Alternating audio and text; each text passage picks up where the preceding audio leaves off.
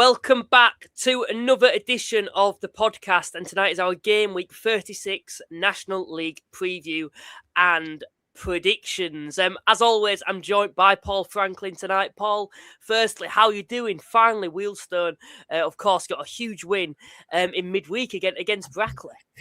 They did, yeah. It was a much-needed win, Luke. 1 in 13 before that in the league. Yeah, it was a deserved result. Probably a little bit nervier than it needed to be in the last 10 minutes. We let them score a goal, and they had 10 men. I say we let them score. They scored a goal, and they only had 10 men, and it looked like they could, put a little bit of pressure on our goal. But ultimately, it was a comfortable win for Wealdstone overall. They probably should have been 2 or 3 up before Danny Newton got sent off for them, which really changed the game. They were slowing it down anyway. It felt like the goalie was playing for a draw after 15 minutes, but then he went and just a rash challenge on the halfway line, and the game was done from them. We went 1-0 up, and it looked like it could have been 2 or 3 more, but it wasn't. So it got a bit nervy with 10 minutes to go. But ultimately, off the back of Wednesday's results, because there's a lot of teams playing each other down the bottom end, it was a really important win for us and gives us a bit of breathing space. And I have to be honest, if Brackley play like they did, they were very passive, really. They really were, considering they need to sort of get some results on the board. They must look at places like Wealdstone. I think we could probably get some out of this. They felt really passive to me, and they're quite an old, experienced side overall, and it didn't feel like there was a lot of energy and a lot of sort of desire to try and go and get something out of the game. And they can't be like that against all the other teams in the league, because they'll get picked off. So, yeah, I think they're in with a bit of a relegation battle. We think, the bottom 4, like you stated before, look like they could be the ones that go. But Brackley, on that showing, could be struggling, and hopefully Wealdstone now are only a few wins from safety. There were a lot of important results on Tuesday and Wednesday night. It was a really good game week, I felt, during midweek overall, in different, across the whole table as well, from the top to the bottom. A lot of really important results that makes it really interesting going into this game week now. Of course, I'm a Halifax fan. We'll be speaking about that in the podcast too. I'm sure York fans will be my biggest supporter tonight. We've had James who's come in and said, Jason, evening all, hope we are all well and things are getting hot right now. Yes, they certainly are, not just with the title race, but across the whole table too. We're going to speak about them in detail, but Hartlepool United have all of a sudden entered the playoff race, haven't they? Now to try finish in the top 7. We've had timekeeping again. Luke should be called the late Luke show. I'm just following in Halifax Town's footsteps after Tuesday night's result. We've also had coming tonight, we've had Lee who's coming. He said, evening all, welcome Lee to the stream. Mickey's with us tonight, Paul. Evening, Paul and Luke. Hope you're well, lads. Defence is well on top in the Heat versus Morecambe game. Made for a very dull game. Yeah, I just counted up. There was 46 goals again this midweek, Luke. A 5-1 and a 4-4. No one ever... I don't think anyone saw a 4-4 coming between Morecambe and Gateshead. I know... they're liable to let goals in and score goals, but you'd never thought that they would both do it. So, yeah, it sounded like an entertaining game, even if the quality of defending wasn't great. We've also had Chris Stringer, of course, an Oldham Athletic supporter. He's with us tonight. Welcome to the stream. John is with us, a Carlisle supporter. Fair play to Hartlepool. They beat us last night, fair and square. They wanted it more than us. We've had Matthew, who's come in, said, evening, guys. I have to say, a 37-year-old York fan, I've never seen this level of football. It's incredible to watch Scum for fun and tightened up massively at the back. Barcelona of the non-league. We've also had thanks to Halifax for assisting York by getting those 2 late goals. And then we've also had Shrimper06 who's come in, Paul. Evening from Bratislava. Hello, mate. Has it stopped raining in England yet? Yes, it has. I won't be flying over until it stops. As for the Shrimpers, we were outplayed and outclassed on Tuesday. Yeah, Shrimper06 has unfortunately come over from Bratislava twice, Luke. Once to watch Southend play Wealdstone. And I can't remember the other week who it was they played. You'll have to remind me. Both games, he's arrived from Bratislava for the games to be called off because of the weather. So he's very unlucky. So I think the dry spell is coming in, Shrimper06, and we're hopefully hopefully in for a bit more spring-like weather going forward. We've also had Lee said, bloody Gateshead, bust me coop. Yeah, well, he must have lost out on a bet then against Morecambe. And then we've had Becky who's with us tonight. I believe he's a York fan based on the comment. Thanks to you guys, Luke. We're at the top again. And I think that's probably the perfect place to start. But before we do that, please remember to like and subscribe, everyone. We're trying to get to 3,000 subscribers by the end of the season. So everyone who does that, you really are supporting the channel further. But yeah, let's start with York City then, away at Scunthorpe United.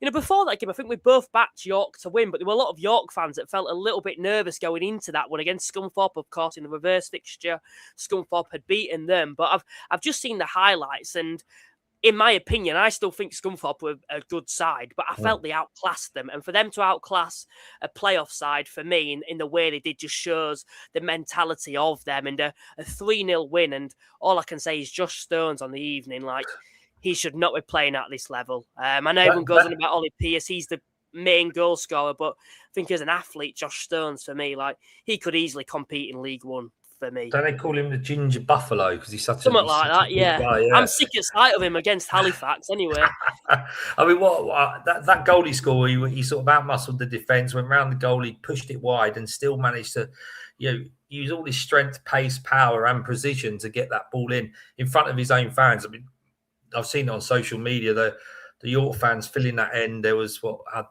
1,600 of them. The fact that it's level 5 of English football, it really goes. What a great showing it was, and what a spectacle for those that like football to see that level in England being so well supported. Yeah, I think as for Scunthorpe as well, winless in 5 now for them. When I look at that game, like, some of the defending, yes, was a little bit poor. I actually felt it was very similar to the Halifax game, where I thought Scunthorpe started the better of the two sides. But as soon as York get the foot on the ball, particularly after they get that first goal, they're just relentless. Like, there's no stopping them. They don't slow down in the game. Like, often when sides maybe get a 1 or 2 goal lead, they soak up the pressure. They may, take the foot off the gas. But York, they just keep going for 90 minutes. And I've never seen anything like it at this level. I think the only other side I could probably compare them to, and they played in a very different way, was that Wrexham side. But Wrexham were very relentless. They'd have that never say die attitude. But the thing is with York at the moment, they're not just beating teams, they're thrashing them. And sides particularly at the top, Halifax 4-1, Scunthorpe away from home 3-0. For me, I just think they're going to take a lot to stop now. And we're going to come on to Rochdale because, of course, prior to that game, it was in their hands. A couple of weeks ago, they really did have to slip up, and it doesn't feel like they've particularly slipped up that bad. They're still unbeaten in 11, but they've dropped points in too many games. And when you're leading Halifax away from home 2-0, to concede 2 late goals in the way they did must be very frustrating for Rochdale. And unlike previous years, this isn't a season where you can afford to do that. If I'm being honest, I don't want to come across as arrogant as a Halifax fan, but I think going to Halifax away from home is a very good point, no matter where you are in the league. Going there, I think it's a difficult place to go, particularly this season. Yet that's not even good enough. That's not good enough prior to kick-off, and it certainly wasn't when they were leading 2-0. And now it's as much in York's hands as it is Rochdale. If York win every game until the end of the season, they will go on to win this league. Yeah, 100%. Obviously, we know they're playing each other at the end of the season. Last game on the 25th of April. The other interesting thing, Luke, is that the game in hand that Rochdale have is against Southend, and as we know at the moment, Southend are much well in that mix there to get 7th spot, possibly 6th spot. They've got 4 games in hand over Forest Green, and they're only 7 points behind. They've got 2 games in hand over Scunthorpe, only 8 points behind. So, Southend are going to be looked at. So that game in hand is not going to be an easy one for them. And we know how good Southend can be. So, yes, I mean, listen, as you say, if York can do what is probably impossible but probable, is to go and win every single game from now until the end of the season, as you say, they're going to be champions, and probably well deserved. But there'll be a couple of twists and turns. They will drop points. I'm sure of it somewhere. And Rochdale just got to just got to hope that pressure doesn't keep getting to them, because that's what it feels like is happening at the moment.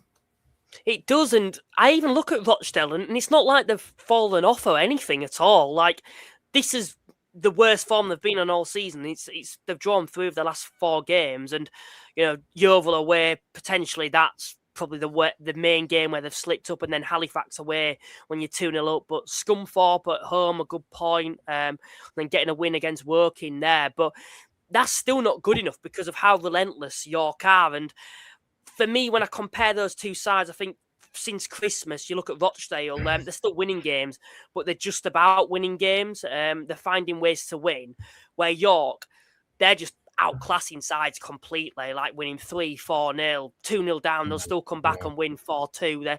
They're just a completely different animal for me in this league, and I'm very confident that they will go on to win this league at the moment, particularly when I look at their running till the end of the season compared to Rochdale. Now, Rochdale have still got to go away to Southend. They've got to go away to Scunthorpe. They've got to go away to Hartlepool, who are chasing the playoffs. They've even got Aldershot away at the weekend as well, which isn't going to be easy at all when we look at Aldershot's current form. And they've got York on the final day. And for me, I think that final day, if I think the only way Rochdale are going to be playing for something, for me, I think Rochdale won't be going into that already of winning the league. I think York will have either won it by then, and we may be getting ahead of ourselves, but I genuinely think they're that good, and I think Rochdale are going to slip up in the next few weeks, and I'll look at some of those fixtures. But I think the only way they're going to be in it is it where it's that final day and they've got to win for me, in my opinion. I think these next few weeks are crucial for Rochdale, and that pressure as well. We talk about not being the side that's been chased or you being the chaser. And we've said throughout the season, at this stage of the season, you'd rather be the chaser. And for me, I think York now, they've gone back top. Rochdale's still in their hands to go top. But I compare the runnings of the two sides and the way both sides are playing against teams. I just think York, for me, they're just far superior. And to be honest, they should be with the squad they've got and, with how they performed last season as well. Yeah, no, 100%, and an interesting run in it. It's, I think, it's going to be good to see those two go toe to toe for the first and second spot. Carlisle have just dropped behind, but I think what's more interesting, Luke, is that, like you said, I think Hartlepool have just pulled close enough to Southend, although they've played a few more games. I think that's what really benefits Southend is those games in hand. But who really wants that sort of fourth, fifth, sixth, and seventh spot? Because none of them seem to really want to grip it and show that level of consistency at the moment. Yeah, it always happens at this stage of the season, doesn't it? I remember the last couple of years, it never felt like they wanted it, and no one seems to be getting a grip of it at all at the moment. Halifax, of course, coming from 2-0 down, I think I need to give my own side credit on Tuesday. 2-0 down, I think throughout the whole 90 minutes, I actually felt Halifax probably edged it, and I think they deserved it at least a point out of that game. So to get two late goals to equalise, I should say, I think was justice overall in that game. If I'm being honest, were both goals brilliant? No, I think Rochdale defended quite poorly, which is surprising considering how well they have defended throughout the whole season. But no, a very good point for Halifax, but disappointing for Rochdale. Let's move on to Hartlepool then. Of course, up against Carlisle United at home. They've been on great form recently. Of course, going away to Solihull Moors and winning there, scoring a lot more goals than the old Hartlepool are used to that, I must say. And of course, Tyrese Sinclair has since come into the side from York on loan in the last couple of months or so, and he's really set the roof on fire at Hartlepool. Of course, I think he got a brace against Solihull and scoring against Carlisle, and of course winning, was it a penalty I think he won, or he won a dangerous free kick that led to a goal. For me, yeah, he's been the difference for Hartlepool, and all of a sudden, they're within a shout of finishing in the playoffs. What a win for them, Paul. Yeah, and did you see the goal he scored? Flicked it over the defender's head and absolutely belted it down the line. At one point, it looked like he'd sort of almost overhit it, but his speed was just incredible. And then to have that composure right at the end, because I'm pretty sure he would have been sort of blowing a little bit how fast he went for so long. And then just to finish it like he did. Yeah, I mean, a fantastic side. Just goes to show, though, Luke, doesn't it? It's Tyree Sinclair can't get in York's side and has to go on loan because of the quality York have got. And Hartlepool they're sensible enough to pick him up and maybe complements Alex Reid and how he can play. And you're right. I think that they're the team that are looking like they've got that little bit of form behind them to start making a bit of a challenge. Although I say a little bit form, they have only won the last 2 games. They didn't win the 3 games before. But Halifax only won 1 in 5. Southend 2 in 5. Forest Green haven't won any 5. Neither of Scunthorpe. Boreham have only won 2. So it just goes to show, doesn't it? I mean, Boston there in 10th are just that little bit too far behind. But their form's really good. But I mean, it's safe to say that Hartlepool upwards aren't going to get relegated, Luke, because they're 51 points or more. So we can sort of say that maybe the top 9 aren't going to get relegated now. Yeah, mathematically they should be fine now anyway. But yeah, Tyree Sinclair, just on him. Coming on loan from York, it just shows the quality that they can learn out someone like that, because I genuinely think he's one of the best players in this league. And I think Hartlepool, it's a club that specifically suits him. And I kind of hope in the summer Hartlepool go out and sign him on a permanent basis, whether, they likely will be still in this league unless they somehow get promoted, finishing the playoffs and get promoted. But I'd like to see them go out and sign Tyree Sinclair, because I feel throughout the last couple of seasons, that's the type of player they've missed. Last season they had Rhys Cleary, who came on loan. I think there was a massive improvement under him when he came on that right-hand side. And now you've got Tyree Sinclair. He's been excellent for them. He adds them that little bit of flair that I think they've missed. And I can't remember a Hartlepool player scoring a goal like he did, or many players in this league, in fact, scoring a goal like he did against Carlisle. And he was the star man in that game. And we know Carlisle are quite vulnerable in the fullback areas. They have been all season, and he's certainly exploited that. And for me, one of the best wingers in this division on his day. And I'm happy to see him doing well at Hartlepool. Also, a shout out to Calvin Oakey for Hartlepool. It was his first touch as a Hartlepool player. And of course, he scored on his debut. That must be doing him the world of good, I suppose, Paul. Yeah, a dream start. Hopefully that's not what the expectation of the fans is now, that every time he touches the ball, he scores a goal. But yeah, it's always nice to see players come into the league and make an instant impression, and he'll do his confidence the world of good, and hopefully he'll get more minutes under his belt and help Carlisle consolidate that place in the playoffs, which it looks like they're going to do now. They've got over their little blip. There was an issue that it was talk of Mark Hughes being under pressure, but he's turned it around, and they're showing a much better level of consistency and a better way of playing. So yeah, fair play to them. They're going to cause other teams problems within that top 7 to help themselves, but sort of muck it up for the others as well. So yeah, it's good to see them sort of back playing. It's inevitable. It should happen. They're going to have a healthy budget. They've got a decent manager, a good squad. It's no surprise. Yeah, just on Carlisle, though, just that defeat against Hartlepool for me, just shows, they pick up in form, they get a bit of momentum, and then bang, out of nowhere, performance like that comes in against, Hartlepool. I know there's questions, once again, as there always is, with Mark Hughes as a manager at Carlisle United. I think there certainly has been pressure on him at times this season, although they are third in the table. There's such high expectations there, which there should be because of the size of Carlisle United. But it just feels like for me this season, particularly going into the playoffs once again, I was fancying them before that Hartlepool game, but it just proves that, they just drop a bad performance out of nowhere, that I won't say they're inconsistent as such, but, a bad performance comes out of nowhere against Hartlepool. And it just feels like, for me, in the playoffs, will they be able to do enough to win 3 games on the bounce? For me, no. Or win 2 games on the bounce? For me, no. When I look at them overall, there's too many areas of vulnerability defensively, clearly, for me. I think, to be honest, they need 2 new full-backs, and I think they need a centre-back, to be honest, to be alongside Feeney. I think he's getting frustrated, it felt, when I looked at the highlights of him on Wednesday night. And, even in the midfield, it often feels like they're a little bit light there. And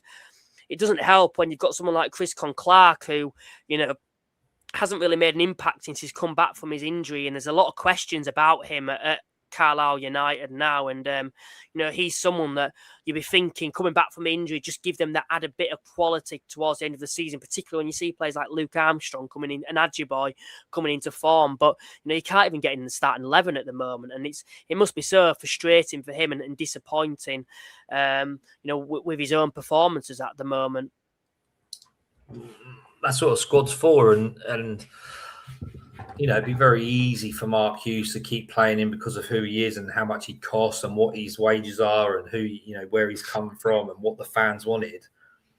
But, it's a sign of a manager that likes to know what he's doing or seems to know what he's doing rather, and thought, what, he might be Chris Conn-Clark and he might be a good footballer at the moment. He's not contributing for whatever reason. We don't really know. We don't see Carlisle often enough.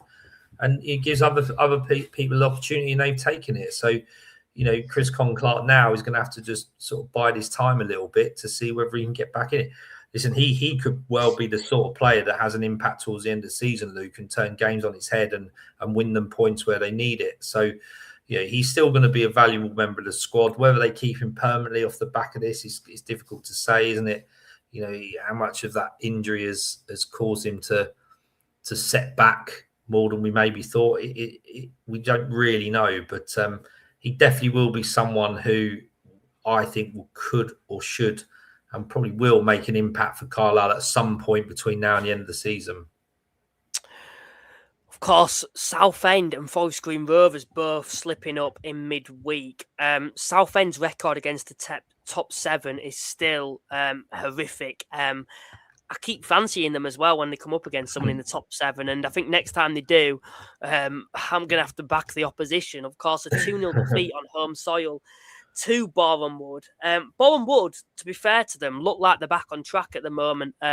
2 quality goals, particularly the first one that Abdul Malik scored. But Southend, they've always been known to be really solid defensively, and they don't give much away. But, Boreham Wood were very easily passed through them, I felt, for that first goal. And although it was a good move, they were caught out Southend defensively. And it's interesting why, because they haven't got any injuries either in the 2 centre-halves at the moment. Harry Taylor and Ben Goodliff there.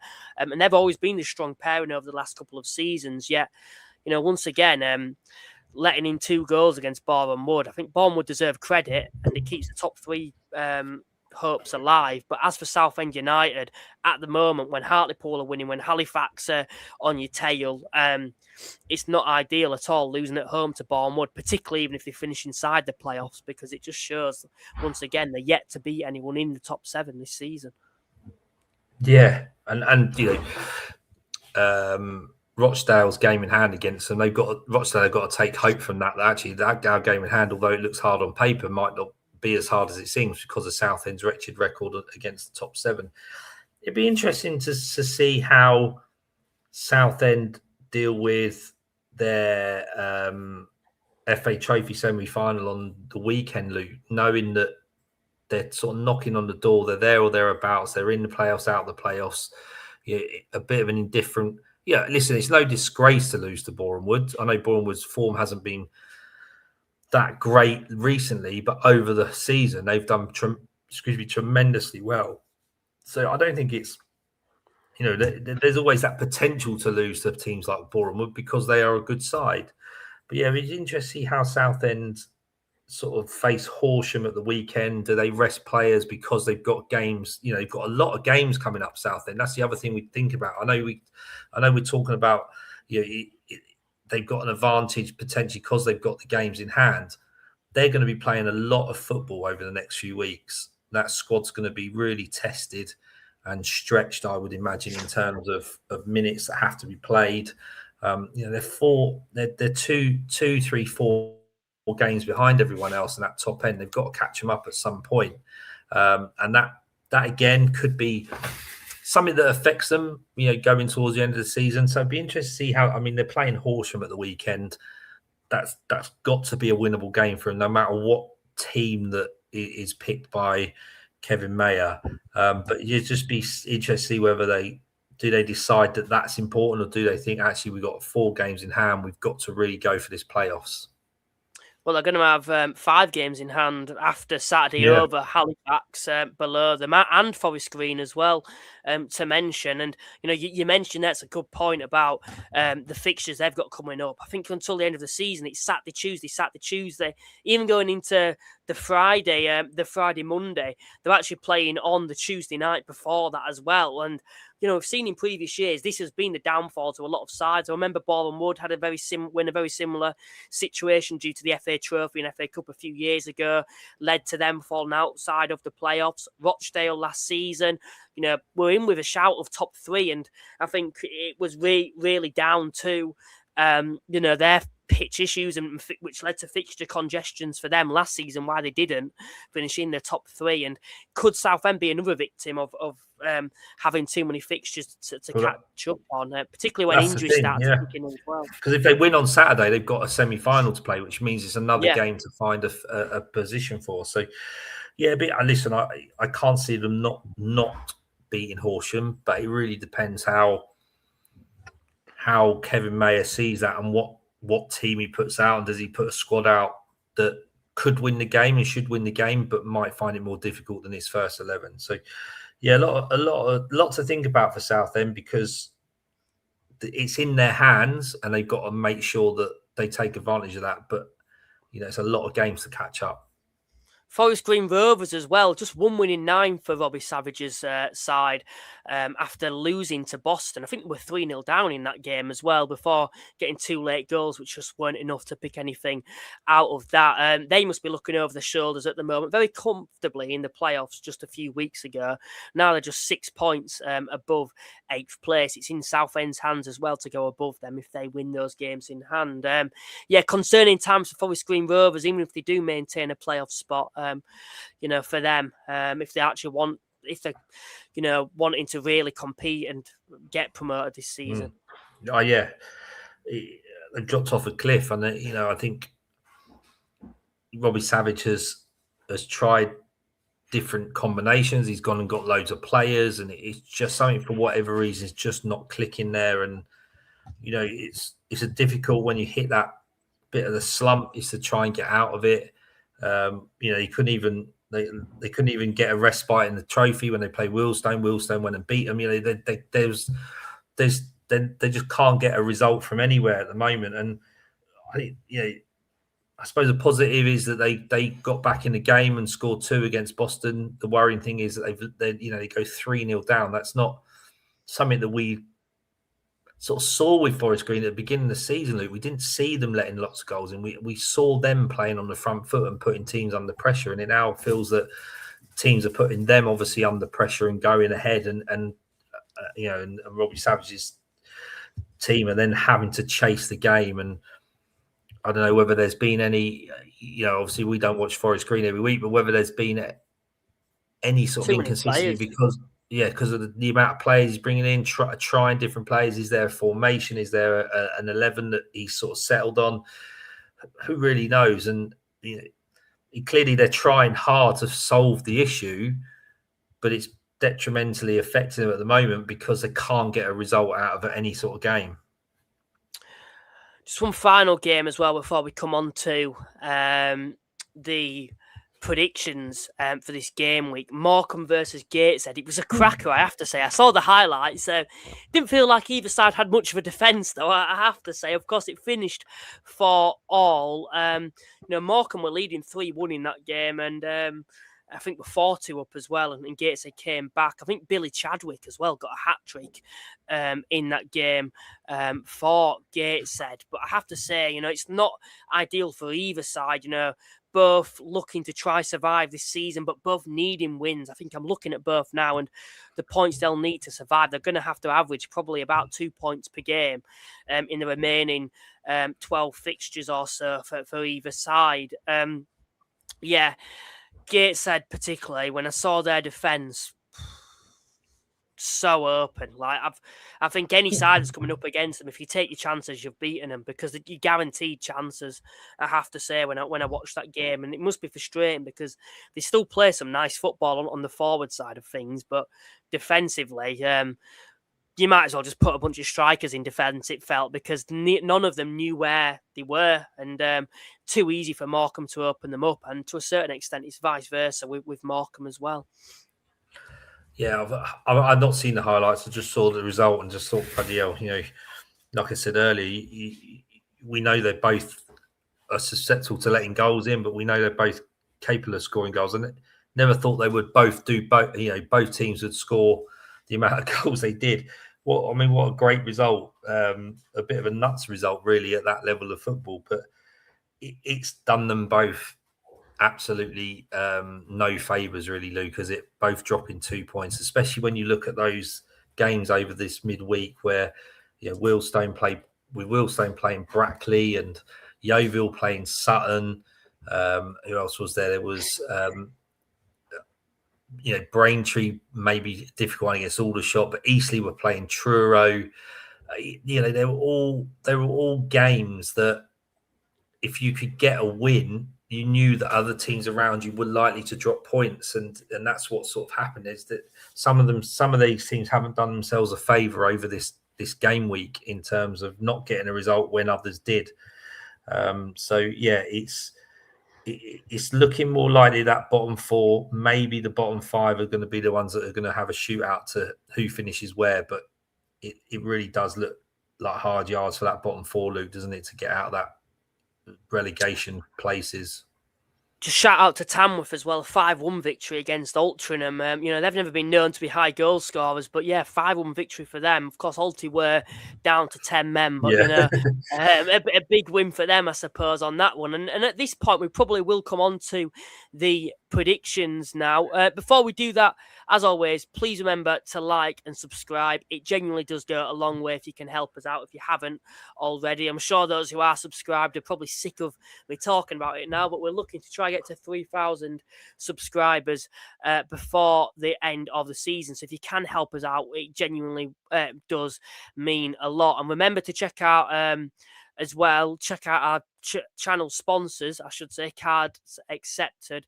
There's a barcode in the top right hand side of your screen to do that if you'd like to. And if you'd like to know how to play along to the Predictions League, which we're going to take a look at in a second. I'm going to show you a video in a second. These are the current scores. Oh, no, that's last week. I didn't update it. The current scores were I got 4 points and you got 6 points. Am I correct in saying that? No, I got 6. You 7. got 5, I think. Oh, 5. Oh, fair enough then. Of course, winning on the previous game week, I think that would take you up to, you'd be about 4 points behind me, I believe, after that. So still very much in reach of catching me. But if you'd like to learn how to play along, this is how you do so.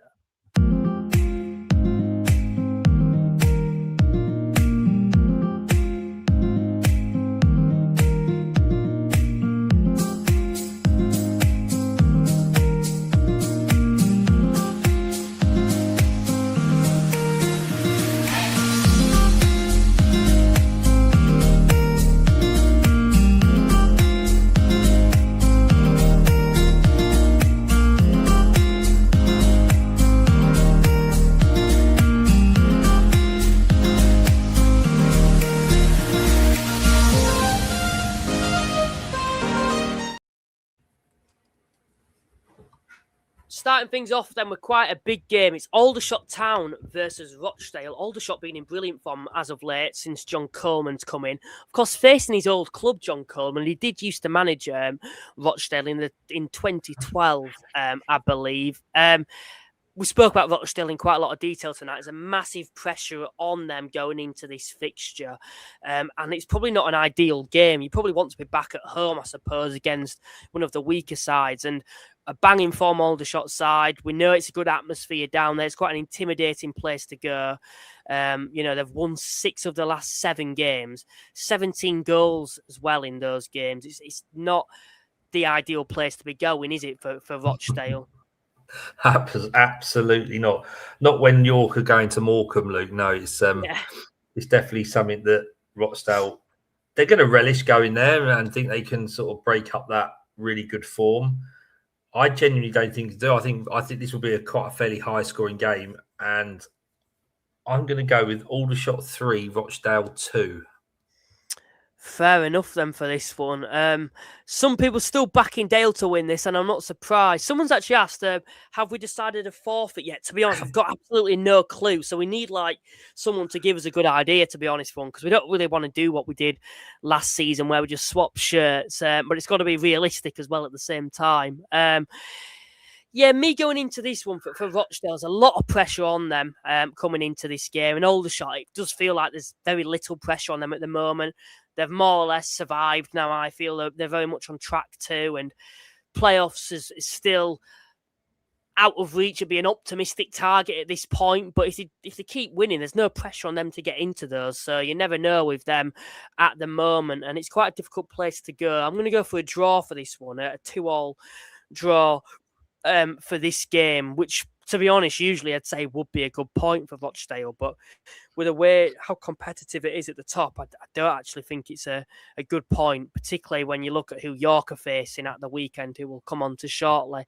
The next game that we're going to take a look at, Brackley Town versus Altrincham. Brackley have been particularly strong at home this season. Don't let many in at all. Very well organised. Of course, you've got your opinions about them after Tuesday. We're both aware they don't offer much going forward, but I do think they're quite well organised. And Altrincham coming into this game, conceding 5 on the road. Are Altrincham in any danger of going down this season? Possibly, Luke. Technically, you could go right up to sort of where Wealdstone are in 14th, I think, in terms of who could go down. But as we've just spoken about, that bottom 4 aren't particularly showing any sort of signs of a little bit of a fight to get through up there. I guess Gateshead with 2 wins and a draw are the ones that are looking like they might be able to muscle their way up a few places. But I don't think Altrincham are, although they have played more games than anyone else. But listen, when you get 2 players sent off, whether that's unlucky, whether it's overzealous refereeing, whether it's a little bit of ill discipline, it doesn't matter. You can't play against anyone with 9 men at this level. You're going to get picked off. So I wouldn't necessarily look at the 5-1 issue as the fact that it was 5-1. It's the fact, you've got 9 players and it's always going to be hard. How that physically takes it out of them, squad depth as well. Those 2 players aren't going to be able to play at the weekend. So it could be tough. I mean, as I say, I saw Brackley on Tuesday, didn't offer a lot, was quite disappointed in how passive they were. They are at home, but I think Altrincham are still in a game that's going to be difficult because they're both not really in a huge amount of form. I'm going with an Altrincham 1-0 win. I've gone for a 1-1 draw. Brackley don't let many in at all at home. Both sides scrapping towards the bottom. I could see them cancelling each other out. I don't think either side score too many goals at all. And the next game we're going to look at is going to be Eastleigh versus Carlisle. Just a 660-mile round trip for Carlisle United fans. Of course, they're travelling down after a defeat in midweek to Hartlepool. Eastleigh, of course, Richard Hill being appointed as the permanent manager, well, the interim manager now until the end of the season. He got off to a good start against Truro City in midweek. If we look at the home form overall, it's been underwhelming this season. Both sides seem to like to score a lot of goals, I'll say that. But I do think Carlisle will come on top in this one. I'm going to go for a 3-2 Carlisle United. How do you see it going? I've gone through a 3-0 Carlisle win. Eastleigh are going to be buoyed by the fact that Richard Hill's back for whatever the umpteenth time in terms of director of football or being a manager. And that's going to give him a little bit of hope. It's a nice thing to have your first game against Truro. No disrespect to Truro, but there's obviously there's 23 harder teams in the league to Truro, or 22 that you could play. This is a different kettle of fish, although they are at home. So I think Carlisle will be smarting after that loss. They've got to try and do their best to sort of stay in that 3rd place. Take advantage of the difficult game that Rochdale had got. I think Forest Green have got a difficult game. Boreham maybe not. So I think this is a winnable game for Carlisle, and they'll do it easily and win 3-0. Next fixture that we'll take a look at, let's look at Halifax Town versus Sutton. They came from 2-0 down in midweek to pick up a point against the previous leaders, Rochdale, in the derby. Sutton come into this after defeat away to Yeovil. Their away record this season has been particularly underwhelming, but they do seem to have a lot of goals in them, I feel, Sutton. When you actually look at the individuals, they're very well spread out, particularly Lewis Simper, of course, is always seen as the star man there. I'd like to think after Tuesday's result, we'll probably have that momentum now to put a run together towards the end of the season, because it is going to be needed. I've spoken about Gateshead and Morecambe needing to average 2 points per game to survive this season. I think Halifax do to actually get inside the playoffs come the end of the season. And at home to Sutton, we've spoken about Sutton's away record. They've only won 2 games away all season. I think Halifax win this one 2-1. How do you see it going? I've gone with 3-1 to Halifax. It's Sutton have got to look at this thing. Yeah, let's go and try and get something out of this, because Braintree are playing Truro. They could drop points. I think potentially they're going to drop points against Truro, and all of a sudden that gap is widened even more. It could be as many as 8 points by sort of Saturday night. So with a game in hand, so Sutton will really be looking to try and open that gap between them and the bottom 4. It's not an easy one to go to. Halifax are going to be absolutely buzzing off the fact that they've got 2-2 out of Rochdale after being 2-0 down. You and many of the fans, Luke, must have thought that the game was done, and to come back and draw 2-2 is a great result, really helpful to them in their playoff hopes. So I think Halifax are just going to be too strong for Sutton, who are not a bad side, and I think we'll see the better of them next season under Chris Agata, get a pre-season under his belt and some of his players and his own players, etc. So they've just got to stay in the league, and they'll probably offer more next year. But for now, Halifax will win this 3-1. Next fixture, Gateshead versus Forest Green Rovers. A couple of weeks ago, potentially even about a month ago, I'd say for Forest Green Rovers, it'd be a comfortable win for them away at Gateshead. I think they'd outclassed them. But now, after recent performances for Forest Green and the improvements, I suppose, overall, since Rob Elliott's come in at Gateshead, maybe it'll be a lot closer than a lot of people may have predicted a month ago or so. Gateshead coming into this, of course, with 7 points from their previous 3 games, defeating Halifax away from home, which we have to mention as well. As for Forest Green, as I've mentioned, just 1 win in 9 for them. How do you see this one going, Paul? I've gone with a 3-2 win to Gateshead. They brought in a lot of players. They brought in another sort of striker, didn't they? Ashley Boatswain this week from Ipswich. They've got the ability on paper to really try and pull themselves up. Again, when you look at it, Morecambe have got a really tough gig against York. Braintree are playing Truro. All of a sudden, Gateshead could be within a point of Braintree and leave Morecambe behind and leave Truro behind. So a real sort of nugget for them off the back of.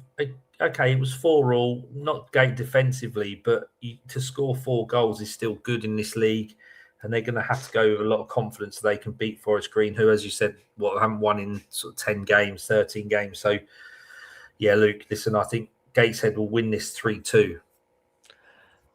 I'm backing Forest Green for this one, to be honest. When I look at it overall, I know I've mentioned the statistics there. I think they'll just about win, but I watched Gateshead, and what I have to say is you're guaranteed opportunities. And if you take your opportunities, then you will beat them.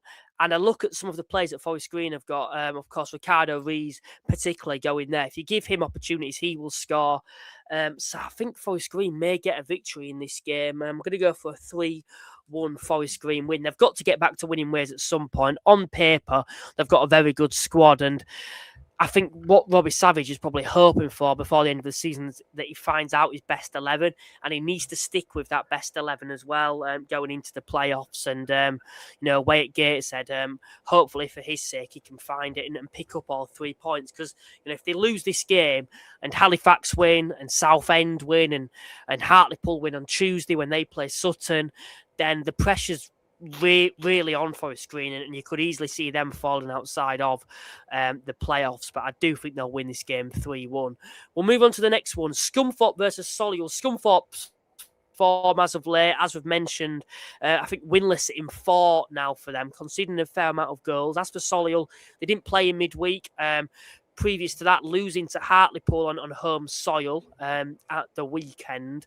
As for me with Scunthorpe, I'm going to back them for this game. I've been quite negative about them all season, considering where they are, but I think they'll win this game. They've got some cracking players going forward overall, and I think when I look at Tuesday night, you've got to admit when you've probably just been a little bit outclassed, and I think York would outclass anyone in this division, maybe bar Rochdale, and we'll obviously see on the final day. But I think Scunthorpe win this one. Solihull not on the best of form either, conceding a lot of goals. And Scunthorpe back on home soil. I think they're going to win 3-1. Of course, something to mention as well with Scunthorpe, they're looking to bring in a few more players before Saturday. The manager's come out and stated that they're looking to bring in possibly up to 3 players before the Solihull Moors fixture, which could strengthen them. How do you see this one going? Yeah, it's looking at their form, Luke, between them, they got 1 win in the last 5. So neither team are particularly hot at the moment, are they? So it's, Scunthorpe at home. The pitch doesn't look the best, does it? I don't think that probably helps. And the pitch looked a bit poor the other night.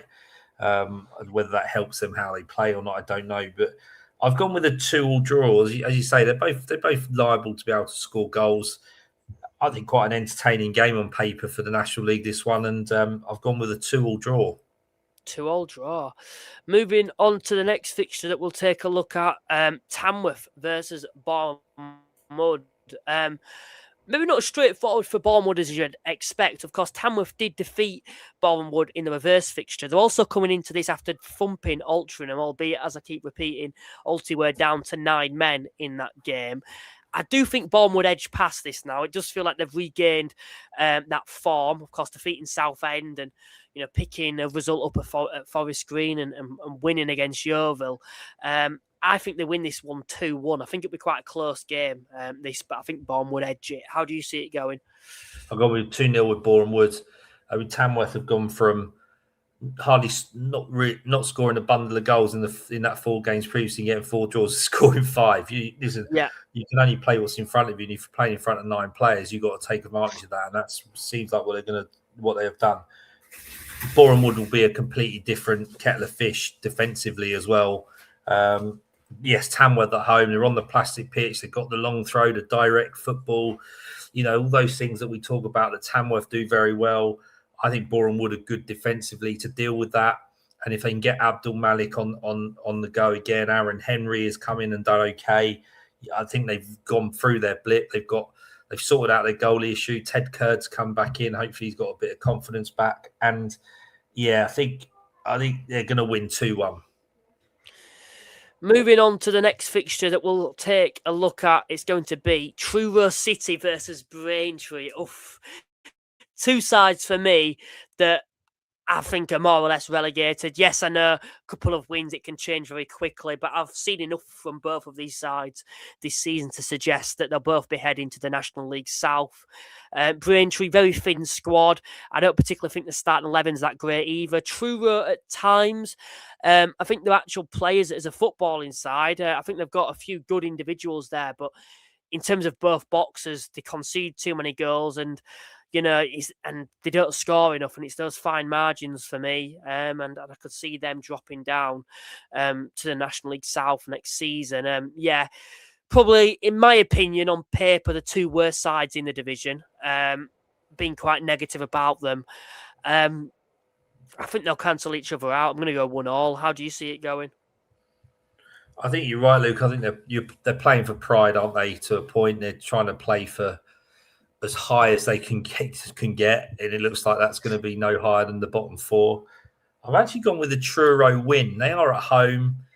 They've got John Askey as a manager. We always say that's always a bonus to them. And listen, they try and compete, and that's the good thing with Truro is that they're not getting outclassed every week. That they are competing. They're getting the odd result. And I think this is definitely one that they've got to look at and think we can win this, and you never know. 1 or 2 wins, Lou, as you say, does change the course of it for some of these teams. It does just give them a bit of belief, does give them a bit of hope. But you're right, two teams a little bit lacking in quality and squad depth to really harm it. Have Truro come up maybe a season too early. Braintree has suffered from last year's excessive spending by the looks of it to stay in the league. So, yeah, not the greatest game on paper, but listen, I think Truro being at home will just edge this and it'll be 2-1. Braintree, to be fair, still within a shot of surviving. I just personally can't see it. I've seen enough from them overall. I do think they will go down. As for Truro, 24 points, probably too much of an ask for me for them to survive. Moving on to the next game that we'll take a look at, it'll be the final game of the game week, Morecambe versus York City, the 5:30 p.m. kickoff. I think we're both probably going to back York for this one, particularly when you look at the amount of goals Morecambe concede. I think it is worth mentioning, though, in the reverse fixture, I think Morecambe were leading. Were they 2-1 up at the time? On the hour mark, I think. And I think York scored 3 quick goals to come and win that game. And I think Stuart Maynard, when he came on the podcast, he actually mentioned that on paper, Morecambe have quite a good squad in terms of the individuals. So I don't think he'll be underestimating them. That said, I do think York win this one comfortably 4-1. How do you see it going? I think, Luke, York will win 5-0. 5-0, blooming heck. I mean, no disrespect to Gateshead, but Gateshead are bottom of the league or second bottom of the league, and they've let 4 goals in. They're playing against a team that scored 91 goals this season, right? They're playing a team that scored 91 goals. They've let in 74. They've let in the most alongside Gateshead. I think you're right. If there's any hope that Moore can get a result, any chance Moore goes on, it'd be an absolute miracle, I think. They'd have to outscore them. That's the only way, isn't it? They're not going to win this. If they're going to beat York, which is not going to unlikely happen, if they're going to beat York, it's not going to be a 1-0 victory. It's going to be like 5-4, let's be honest. Yeah. I just think, that off the back of a really convincing away win at Scunthorpe on a difficult pitch, we saw Josh Stone. Josh Stone's plays, Ollie Pearce is not talked about. Josh Stones has a good game. Josh Stones isn't talked about. Ollie Pearce is having a good game. You've got is it Fagan Walcott's come back into the mould? They've tied up at the back with Johnson and the lad from Yeovil. To be honest, it shouldn't be in this league. And it could be any score. I've just gone with 5-0, and I just think they'll just keep scoring goals because that's what they do. I think for the rest of the division, and I think all the other playoff sides as well, and fans of Scunthorpe, Forest Green, Bournemouth, Halifax, Southend, Hartlepool, all these sides in contention for finishing inside the playoffs this season.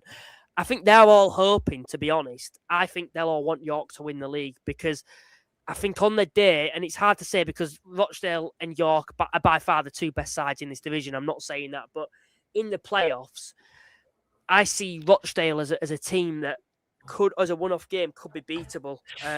Where I look at York, and if they didn't win this league, I just think they'd go on to win the playoffs, and I'd never be confident about a second place side. But I do. I just think they're a level above. I think we saw what they did to Scunthorpe. We saw what they did to Halifax. We've seen what they've done to Carlisle and Forest Green as well. I think all those sides would much rather be facing Rochdale in the final or semi-final than York. I don't know what your thoughts are. No, I agree. I mean, they came down to the Vale and it was a very soft, spongy pitch. Wilson really tried their best to hang in there. Yes, we went down to 10 men, but they were just relentless. They kept going and kept going. I mean, and they celebrated the 3rd goal by Batty like it was a winning goal, and it was the 3rd of 3-0 win. They're relentless. They just want to keep getting the ball in the last third, getting the ball in the box, and getting whoever is to score, which is generally Pearce or Stone. So yeah, I fear for Morecambe at the weekend. They, like you said, Luke, have they got to try and outscore York? If they do, they get picked off. They're not great defensively, and they sit back and let York go. And they might get picked off. It's a real tough one for Morecambe to navigate. But yeah, I think York will win that quite comfortably, and we could see that actually York then go 3 points clear with one game in hand. So all of a sudden, that one game that Rochdale got is then equal points, and it's when you think about what was it 4 or 5 games ago, they could have been 6, 7, 8 points clear. So yeah, York are relentless, 23 unbeaten. You know, they sing it, don't they? 23 unbeaten, playing the Maynard way. They're just on a massively good run at the moment, and they're difficult to beat. I think from our perspective, we're probably better off sort of worrying about that bottom 4 and bit of the playoffs, because I think, you know, York and Rochdale are a league of their own at the moment in terms of first and second. I actually have a lot of sympathy for Rochdale this season. I think what they're up against is, you know, a complete different animal in this league. Like, I think if you put that York side in League One, particularly since Maynard's come in, I think they comfortably survive in League One. So I have a lot of sympathy for Rochdale this season. I think they've been unfortunate to be in the season that they're in, and you know, we have to say it's still as much in their hands as it is York. You know, it's not like it's gone. But I just look at the way York are playing, and I'm not saying Rochdale are playing poorly, but they're not. They're a level above all the other sides, but they're not 3 levels above. Where I look at York and I just look at the way they're beating sides. Like, I watched that Halifax game, and we didn't even play poorly, and they still thumped us. And for me, that just shows a side that's going to go on to win the league. Where against Rochdale, like, I thought we played well, and we've picked 4 points up against them this season. That's the difference for me overall when I look at two sides. A question I want to ask you, Paul: is this title race going to be as good as the Notts County Wrexham title race? Oh, do you know what? Yes, probably to a point, because they're both really capable of scoring goals, and you know, they're good going forward.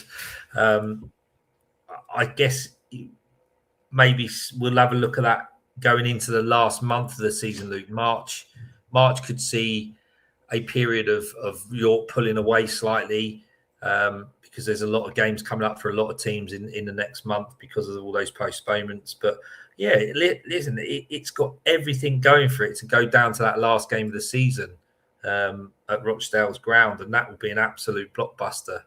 I don't think York fans want that. I don't think Rochdale fans want that. But National League fans and those that sort of like us who comment on it, we'd be loving that sort of fixture, wouldn't we? And that dilemma. So yeah, both teams will be trying their very, very best not to make it go down to the last day of the season, but it very much can. I've seen Rochdale fans online actually state that they want York to have already won the league because they don't want to be in that stage at all from the end of the season. And I can see why, I suppose. You know, losing on the final day, whoever it is, either side, you know, having to play a playoff game after that, when you could have won it on the final day, particularly in this league, is just that would be so painful. And I think both sides are hoping that it doesn't come down to that come the final day. Just before we do finish, we won't predict them, but we'll see who we want to win these games. Of course, the FA Trophy is up. Your side, Paul, are in the FA Trophy against Kidderminster. We'll start things off with Wealdstone. Kidderminster versus Wealdstone. Do you fancy yourselves? Yeah, I mean, listen, Wealdstone have got to go there and be really cautious, because they've beaten Halifax and they've beaten Morecambe in the last 2 rounds. So, you know, they're no mugs. They're clearly up for it. From what I understand, they've got four regulars missing. David Davis is suspended in their midfield. Charlie Cooper in midfield is cup tied alongside Ashley Hemmings, who's cup tied because he played for Dagenham. And I can't remember the other one. Is the 4th one that's a centre forward as well, and he's gone out of my Hemmings, head. But is it? No, Hemmings is one. I can't remember the other one. It's gone out of my head. But they've got 4 players there. That Danny Waldron is the 4th. So listen, you know, I had a look at their teams over the last couple of matches. They had a good win on Tuesday. I think they won 4-0. But before that, they haven't really got a huge amount of sort of results. They're 4th in the National League North. They're no mugs. Wealdstone have got to go there. It's going to be over 300 Stones fans going. So I'm confident off the back of winning on Tuesday, showed a renewed energy. May have a new manager in place. Who knows? There's been sort of no rumours about who it might be and when they might be appointed. But come Sunday, we could be FA Trophy semi-finalists and possibly looking safe in the National League. So a lot to play for Wealdstone. I think they'll win 2-1. Yeah, I'm back in Wealdstone for that one. Of course, so close to Wembley, a big opportunity. Horsham versus Southend then. I could actually see Horsham winning this one. I think Southend, I'm not sure if they'll take it serious when you look at the playoffs at the moment. I think they'd much rather get into those than get to the final of the FA Trophy. And I think it'll mean a lot to Horsham at the moment. So I could see a shock there. I'm going Horsham to win that one. Oh, blimey, you're all confident, Luke. They're only league below, aren't they, Horsham? 2 leagues. Two leagues below National League. Yeah, like I said earlier, Kevin Mayer's got a real conundrum here because they're so close to Wembley, but it's another game to worry about if they win. Yeah, they've got a lot of games coming up because of the catching up with the league games. So listen, I can't not see them winning. I can't see them putting out a team that can't beat Horsham. But like you said, this is technically Horsham's cup final now because they never thought they'd get this far, and they're playing the best placed team in the league, in the competition left. So, and at home. So it's a massive game for them, and fair play to them. They deserve it. But I can't see any other result than Southend winning. Look, from Wealdstone's perspective and from me personally, I'd love to see Horsham win because I think they're obviously more beatable than Southend in the semi-final or final. Southend are the ones that people are going to want to stay clear of until the final at least. And even if they get to Wembley, they're going to be well backed by probably 15,000 shrimpers, etc. So, yeah, I think any other team would like Horsham to win because they're beatable in the next round. So, yeah, good luck to them. It's a great tie for them and good for their club and their recent history. Marine versus Woking. I'm going to back Woking for this one. Not much to play for them now until the end of the season. Should be safe from relegation, in my opinion. Overall, a lot of games in hand and playoffs is out of reach for them. So I think the FA Trophy should be their main focus as long as they secure safety this season. I'm going to go Woking to beat Marine. Yeah, Woking have had they've got good pedigree in cup competitions, both the FA Cup and the FA Trophies, in the last 20, 30 years. They're always there or thereabouts, aren't they? And I've actually gone for Marine to win this, I think, because they're at home. But you're right, Woking are a bit like Wealdstone. I think that's what their focus is now going to be. Let's go and try and win a bit of silverware and create a bit of history. So a good game on paper, tough game. But I've gone with Marine to win. But I can see your rationale for Woking as well, without a doubt. Yeah, Woking are in the National League after all, not the National League North, so there's an advantage there. But I don't think Marine give too many away tickets because of their ground. So yeah, it's going to be the advantage is going to be with them. It's how Woking deal with it early doors. The longer it goes on, Marine are hanging in or even winning, etc. Then they've got every chance. So yeah, I've gone with Marine to win that one.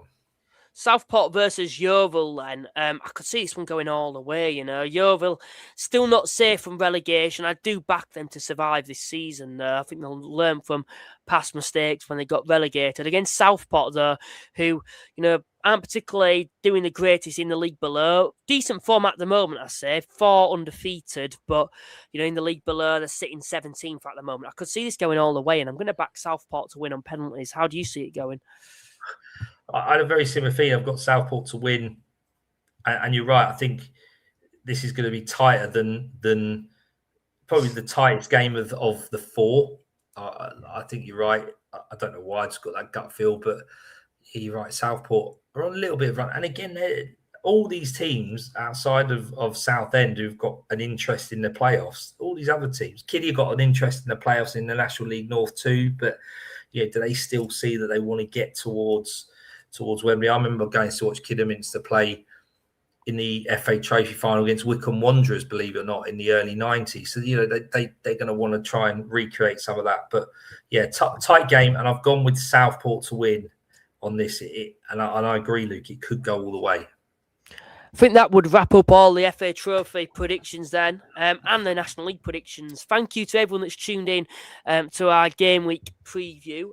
Please remember to like and subscribe. As I keep repeating, we're trying to get to 3,000 subscribers by the end of the season. Also, check out our sponsors, Cards Accepted. There's a link in the description to do that. No contracts or monthly fees. As always, Paul, thank you very much for joining me this evening. No problem, Luke. No problem at all. You going to football the weekend? Yeah, I should be. Of course, I've got a couple of music gigs on Friday and Sunday, but I'll be returning to my beloved Shea on Saturday. A must-win game, I feel, if we're wanting to get inside the playoffs this season. So hopefully we do that. And best of luck to Wheelstone as well, of course, against Kidderminster. Yeah. There's going to be about 300 of us going up there. Should be a good afternoon. Hopefully, the weather stays dry and bright. Yeah, good luck to all the teams in the FA Trophy. Obviously, there's the National League team in each tie. There could be only all of them could get knocked out, and and have a non-National League sort of semi-final set. But yeah, good luck to all your teams at the weekend. Safe travels. Hope they do as well as they can, and good luck with your predictions as well, Luke. Because I'm hot on your tail now. Yeah, only 4 points now. But no, thanks everyone that's tuned in tonight, and we will see you next time. Bye for now.